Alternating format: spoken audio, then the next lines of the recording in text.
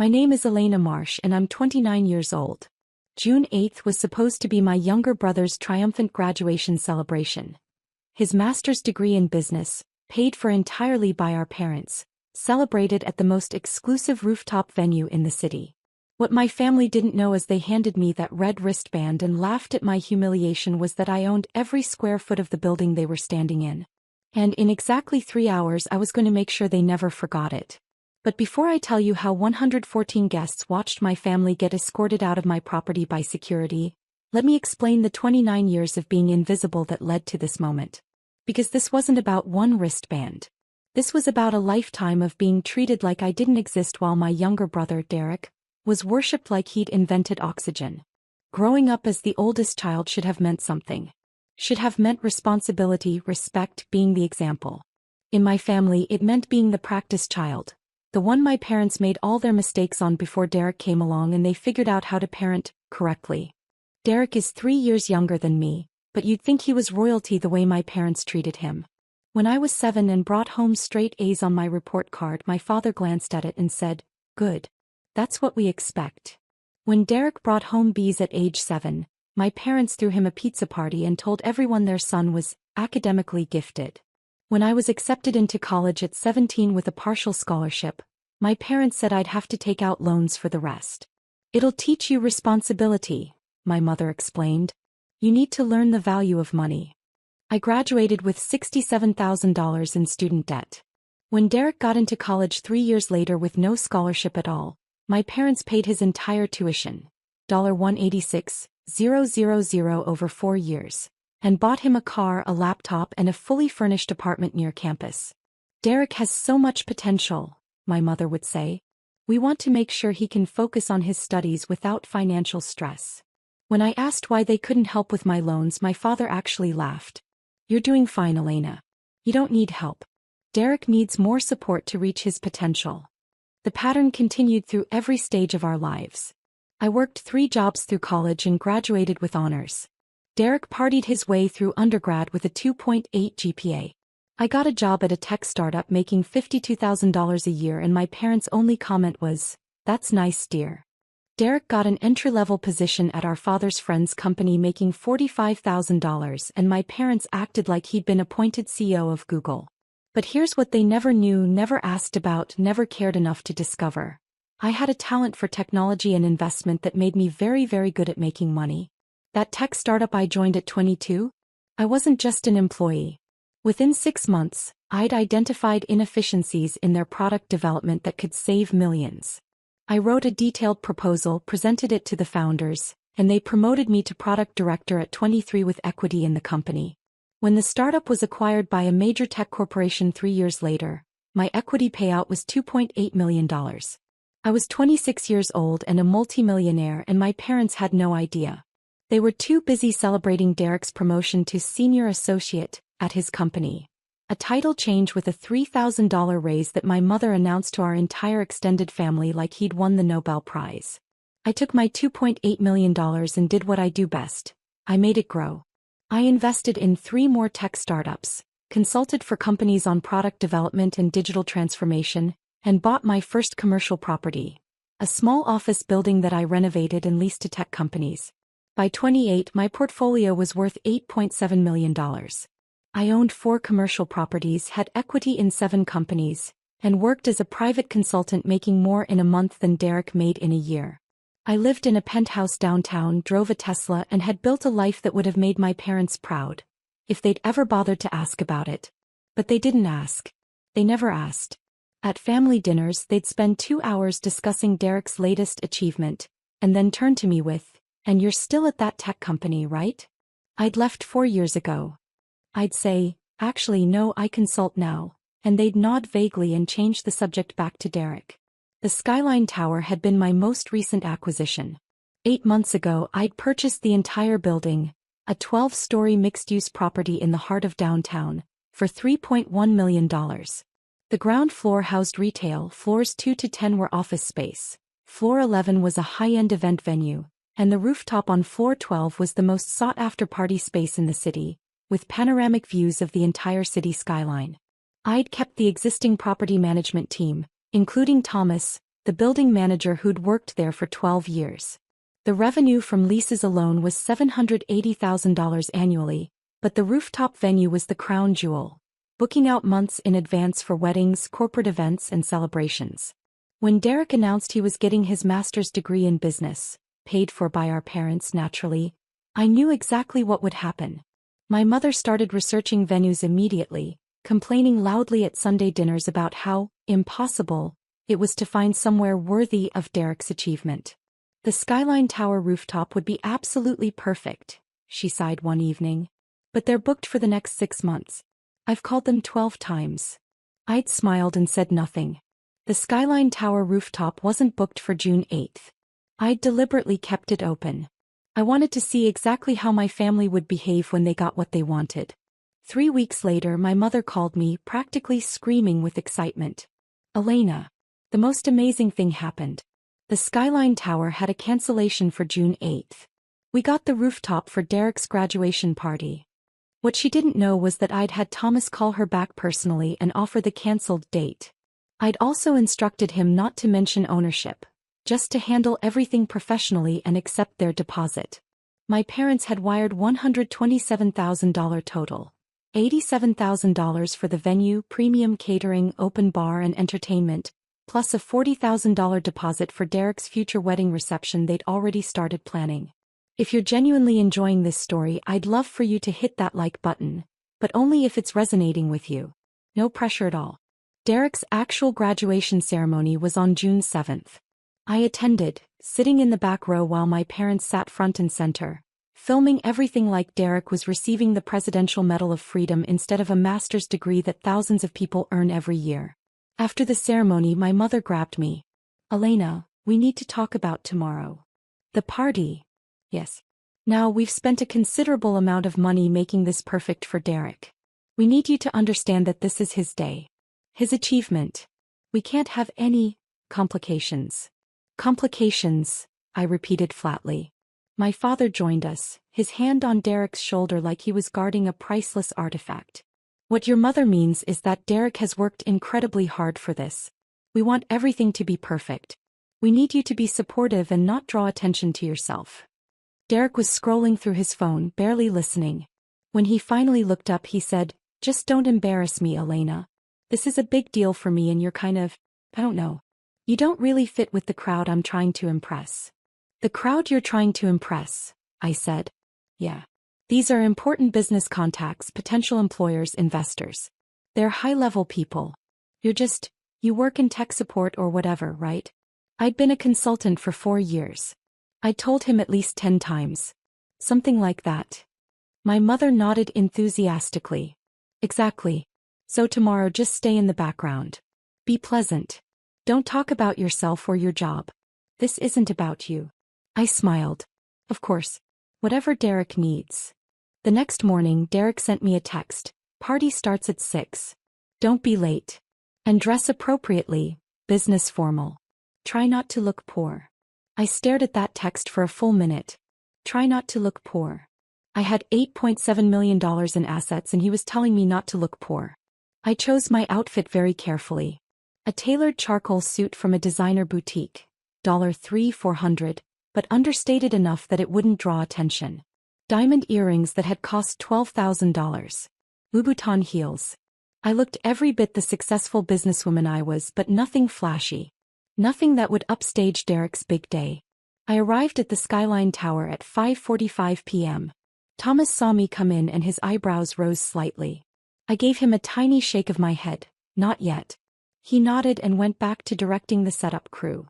The rooftop looked stunning. My parents had spared no expense. String lights created a canopy of light over the space. The bar was fully stocked with premium liquor. The catering tables were laden with expensive hors d'oeuvres. A DJ was setting up in the corner. Floor-to-ceiling windows showcased the sunset over the city skyline. My mother was already there, directing staff like a general commanding troops. She saw me and frowned slightly, looking me up and down. "Elena, you're early. I wanted to make sure I could help if you needed anything." How thoughtful. Her tone suggested it was anything but. "Actually, Derek has a special check-in system tonight. Very professional. Very organized. You need to get your wristband. Wristband. She pointed to a table near the entrance where Derek stood with a young woman holding a tablet and a box of wristbands. There was a line of early arrivals, professionally dressed people who were clearly Derek's colleagues, classmates and networking contacts. I joined the line and watched. Each person gave their name, was checked off a list, and received a white wristband that read VIP guest in gold letters. They were directed into the party with warm smiles. When I reached the front of the line, Derek looked up from his phone. Name. Derek, it's me. Name, he repeated, not looking up. Elena Marsh. The young woman with the tablet scrolled through her list. I don't see an Elena Marsh on the VIP list. Derek finally looked at me. Oh right, Elena. Yeah, you're on the alternate list. He reached into the box and pulled out a red wristband. It was noticeably different from the white ones, cheaper material, and instead of VIP guest, it read general attendance in black letters. What's this? I asked calmly. It's your wristband. Everyone gets one. Security needs to know who's who. Security needs to know who's who, I repeated. Yeah. White wristbands are for VIPs. Business contacts, important guests, family. Red wristbands are for everyone else. And I'm everyone else. Derek shrugged. I mean, you're my sister, but you're not really part of the professional networking aspect of tonight. This is about my business future. The red wristband just means you're here to support me, not to, network or whatever. People were gathering behind me in line, listening to every word. I could feel their eyes on me. Put it on, Derek said, holding out the wristband. You're holding up the line. I took the red wristband. The material felt cheap compared to the white ones. I fastened it around my wrist while at least 15 people watched. Derek had already moved on to the next person in line. Name. Jonathan Ashford. Ah, Mr. Ashford. Great to see you.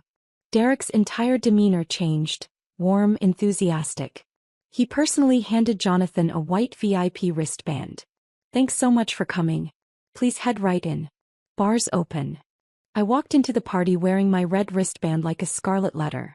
By 6:30 p.m., the rooftop was packed with 114 guests. I counted them. Exactly 114 people, and as far as I could tell, I was the only one wearing a red wristband. Everyone else had white VIP bands. I stood near the windows, sipping champagne and watching the sunset, trying to stay inconspicuous just like my family wanted. Elena. I turned to find my Aunt Rachel, my mother's sister, approaching with a confused look on her face. What's with the red wristband, honey? Before I could answer, my mother materialized beside us. Oh, that's just Derek's organizational system. Very clever, really. Helps him keep track of different guest categories. Different categories? Aunt Rachel looked at the white wristband on her own wrist. What category am I? Your VIP family, of course. My mother smiled brightly. The white wristbands are for important guests. And the red one means? My mother's smile tightened. General attendance. People who are here to support Derek but aren't really part of his professional circle. Aunt Rachel looked between my mother and me, understanding dawning on her face. You gave Elena a different wristband than the rest of the family? Derek organized the system, my mother said quickly. It's his party. His rules. Now if you'll excuse me, I need to check on the catering. Aunt Rachel stared at me for a long moment. Elena, It's fine, I said calmly. Really? It's Derek's day. But it wasn't fine, and it was about to get worse. At 7 p.m. my father gathered everyone for photos. Family photo time, he announced. Everyone with a white wristband whose actual family, gather around Derek. People shuffled into position. My parents flanked Derek. Aunts, uncles, cousins, all wearing white wristbands, arranged themselves around him in a semicircle. The photographer positioned himself, adjusting his camera. I started to move toward the group. Elena, what are you doing? My father's voice cut through the chatter. Family photo, I said. Red wristbands aren't in this shot. This is for VIP family only. Derek's specific request. 114 people were watching. 114 people heard my father tell me I wasn't VIP family. Derek didn't even look at me. He was busy adjusting his tie and making sure he was centered in the frame. You can stand over there. My mother pointed to a spot 15 feet away outside the camera's frame. You'll still be here. Just not in the photo. I walked to where she pointed. I stood there wearing my red wristband watching my entire family pose for photos without me. The photographer took 47 shots. I counted each one. Guests were whispering. I heard snippets. Is that his sister? Why isn't she in the photos? The red wristband, I heard someone say it means she's not important enough. That's harsh. After the family photos, Derek called for VIP guests only photos. Business contacts, mentors, important friends. Then college friends photos. Then colleagues photos. I wasn't in any of them. At 7:45 p.m., Derek gave a speech thanking everyone for coming. He thanked the venue for their incredible service and stunning space. He thanked his parents for their unwavering support and financial investment in my education. He thanked his professors, his classmates, his mentors, his friends. He didn't mention me once. At 8 p.m., my mother was showing off photos on her phone to a group of guests. Look at our family. All together to celebrate Derek's achievement. I could see the photos from where I stood. Every single one had me cropped out or positioned outside the frame. My mother had made sure of it. One of her friends noticed me standing alone. Is that Derek's sister? Why isn't she in any of the pictures? My mother waved her hand dismissively. Oh, Elena's here somewhere. But you know she's not really part of Derek's world. Different paths in life. She's more of a supportive presence. Background family. Background family, the friend repeated, looking uncomfortable. You know what I mean. Some family members are leaders, achievers. Others are just there. Elena's the just there type. I'd heard enough. It was 9 p.m. Exactly 3 hours since I'd arrived. Exactly 3 hours since Derek had handed me that red wristband and explained that security needed to know who didn't belong. I pulled out my phone and sent a text to Thomas. It's time. His response came immediately, on my way up. I walked calmly to the DJ booth and asked him to cut the music. He looked confused but complied. The rooftop went silent except for the sound of confused murmuring. Excuse me, everyone, I said, my voice carrying across the rooftop. I apologize for the interruption. My name is Elena Marsh. Most of you know me as Derek's older sister, the one with the red wristband. Derek's head snapped toward me, his eyes wide. Elena, what are you? I'll just be a moment. I wanted to share something with all of you. You see, when this party was booked 8 months ago, the venue coordinator who handled the reservation didn't mention one important detail to my family. Thomas stepped onto the rooftop, perfectly timed. He walked to my side and handed me a leather folder. This is Thomas Chin, the property manager of Skyline Tower. Thomas, would you like to explain to our guests about the building's ownership? Thomas smiled. It wasn't a kind smile. Certainly, Ms. Marsh. Ladies and gentlemen, the Skyline Tower was purchased 8 months ago by a new owner. That owner is currently attending this evening's event. The murmuring grew louder. I opened the folder and pulled out the property deed, holding it up so people could see the official stamps and seals. I purchased this building on October 15th of last year for $3.1 million in cash. That includes this rooftop venue, the event space on floor 11, all office and retail spaces and all common areas. I am the sole owner of the property you're currently standing on. The silence was absolute. Derek's face had gone completely white. My mother looked like she might faint. My father had frozen with his drink halfway to his mouth. When my parents booked this venue for Derek's graduation party, they paid me, though they didn't know it was me, $87,000 for tonight's event. They also placed a $40,000 deposit for Derek's future wedding reception, which they've been planning enthusiastically. That's $127,000 total, all paid to me over the past 8 months. I could hear someone's phone camera clicking. Multiple someone's. Tonight I was given a red wristband and told that security needed to know who didn't belong here. I was excluded from every family photo, 47 shots total, because I wasn't VIP family. My mother told her friends I was background family, the type that's just there. My brother didn't mention me once in his speech, despite the fact that he's literally celebrating inside a building I own. I turned to look directly at Derek. You told me not to embarrass you. You said I didn't fit with the crowd you were trying to impress. So I've made a decision that I think will help with that problem. Elena, wait. Derek found his voice, but it came out strangled. This party is over. Effective immediately. Everyone has 30 minutes to gather their belongings and exit the building.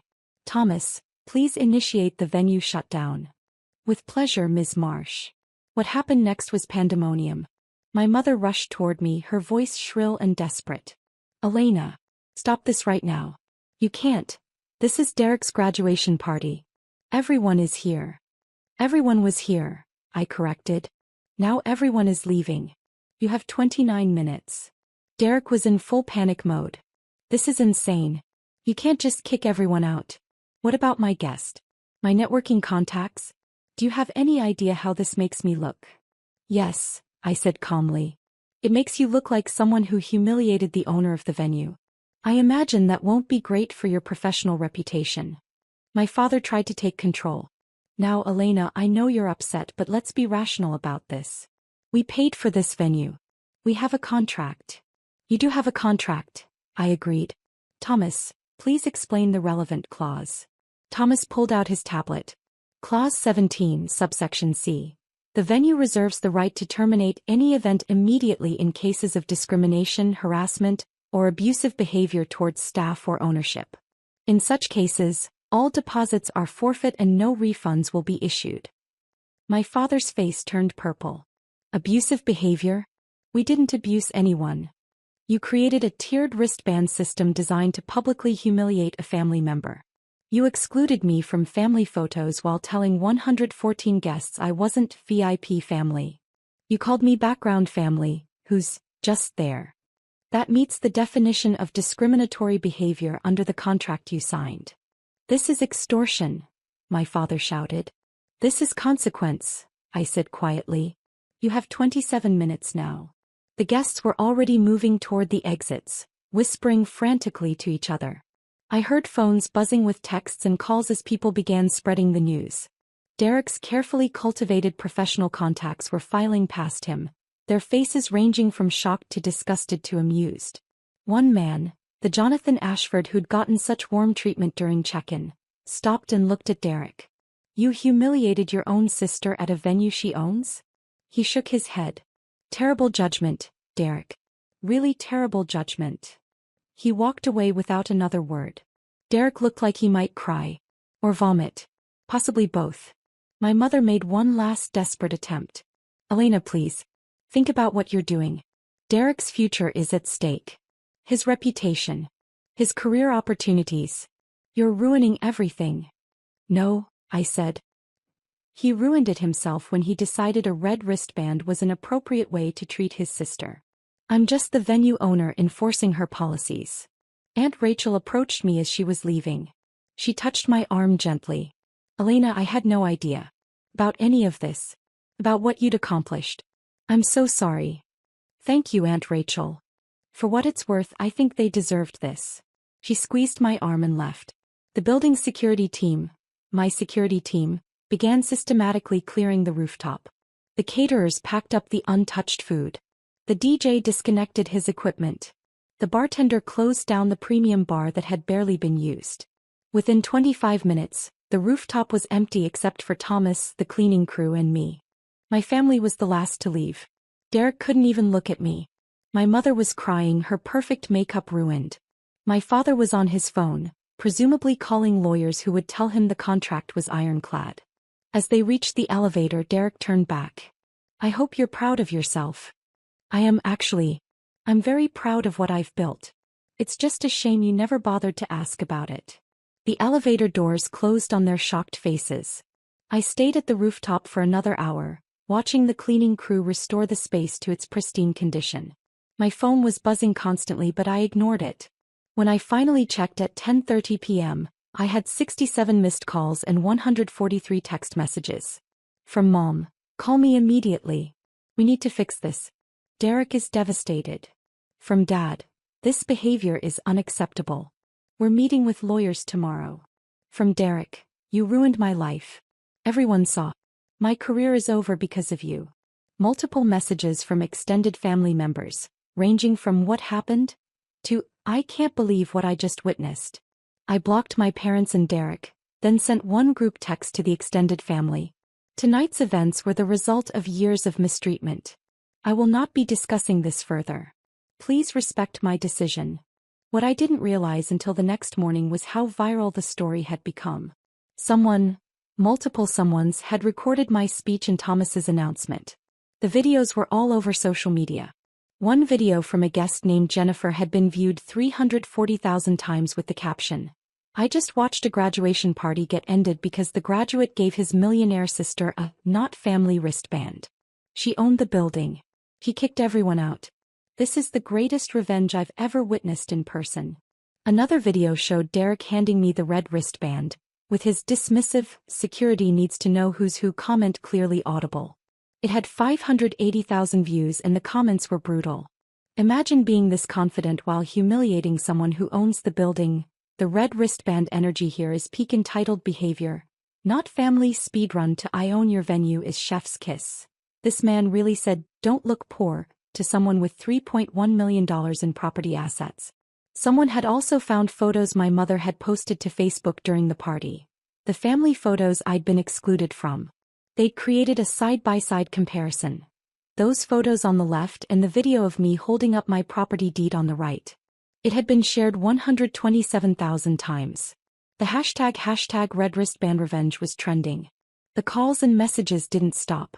For 3 days straight my phone was in constant notification mode. I finally turned it off completely. On day 4 my doorbell rang at 7 a.m.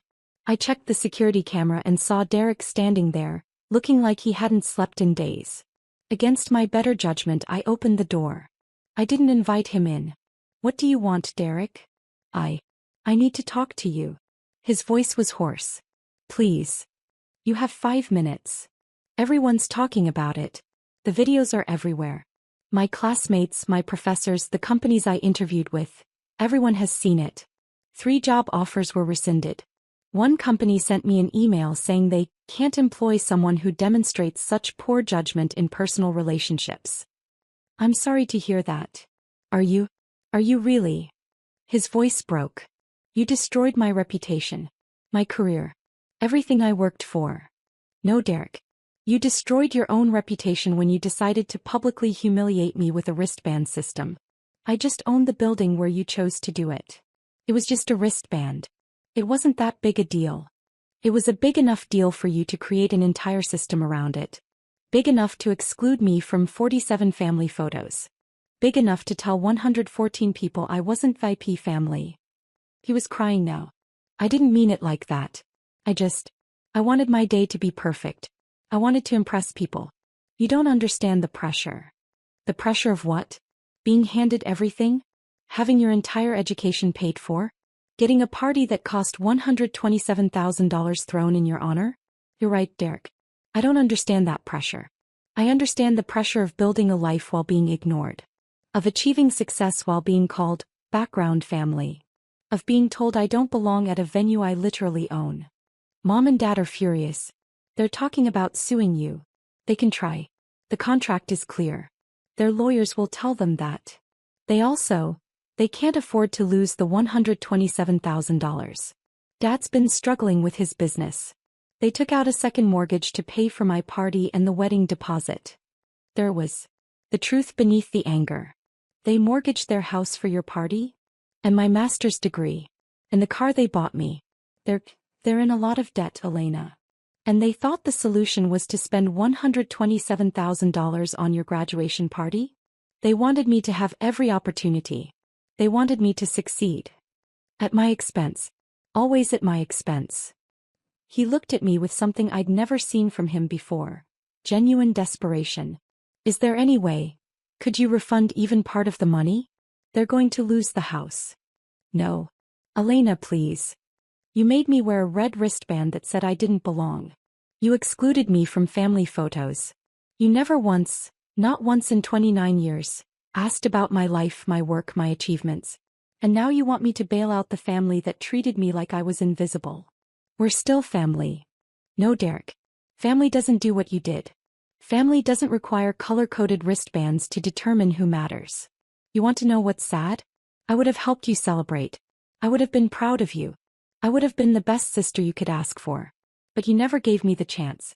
You just assumed I was less than you and treated me accordingly. What am I supposed to do now? The same thing I did when I graduated with debt and no help. Figure it out. I closed the door on his shocked face. It's been 6 months since Derek's graduation party ended in spectacular failure. The story has mostly died down online, though occasionally someone still sends me the videos with comments like, "This is legendary," or "You're my hero."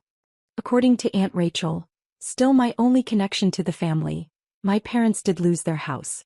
They're renting a small apartment now and both working multiple jobs to pay off the debt they accumulated trying to make Derek's life perfect.